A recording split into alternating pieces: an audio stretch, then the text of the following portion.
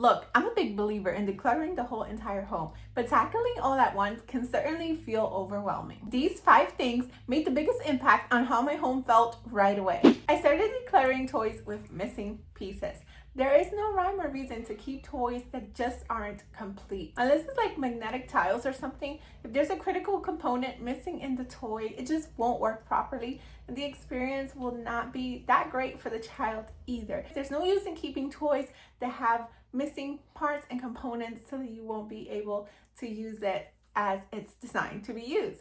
Now, if you want to get creative and think a little bit outside the box and decide you want to repurpose this toy for something else, then fine. But don't go crazy and do it with every single toy, because if not, you'll still have the clutter. So go ahead and let it go. Hopefully your child will understand that the piece is missing and it's no longer functional. But if they don't, then go ahead and put it away for a bit, and just hopefully they won't notice right away. But if they do, you might have to pull it back out and just have a little bit of a tough conversation with them. Now, if it's something that no one plays with anyway, then go ahead and get it out of here. Less clutter, less chaos, and happier playtime. I started letting go of clothes that didn't fit or just plain old didn't feel good. I wasn't going to allow my clothes to bully me anymore. There were some things that I was hoping to fit back into, and I just got rid of them. Now, I've been on a weight loss journey, so I did keep the next size down, but I did not keep it in my closet. And anything that was more than 2 sizes down, I got rid of it, because weight loss does take time and it is a journey, and I just wasn't going to have that clutter laying around.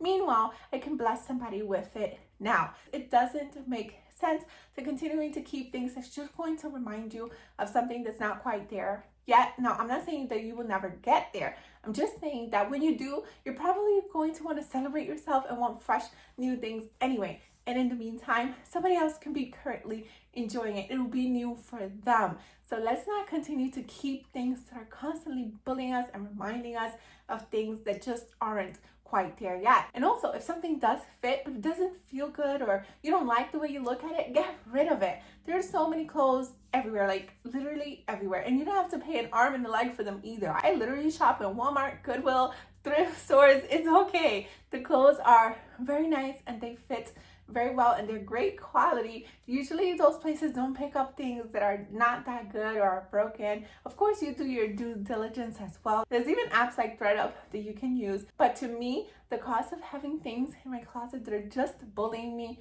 it's just not worth it. Not to mention, it made a huge impact when my closet was decluttered and the things in there I could actually fit and enjoy. Letting those things go frees up physical space and also mental space. Now I can actually wear the things that are in my closet. I also got rid of duplicates in the kitchen. I used to have a ton of spatulas, shredders, you name it. I got rid of all of those things, because why do I need multiple of those things? They were just cluttering up my kitchen, and it felt so good to get rid of them. I don't have much kitchen space anyway. I thought that I had a space problem, but really I had a clutter problem. Once I began to get rid of all those extra things, I suddenly had a lot more space. But how? It was the same exact kitchen. The reason being because those duplicate items, even if they're as small as a scissor, really do take up space. I kept what I love and actually used, and now it feels a lot less overwhelming. And those containers that no longer have a lid, please just let them go. It'll be all right.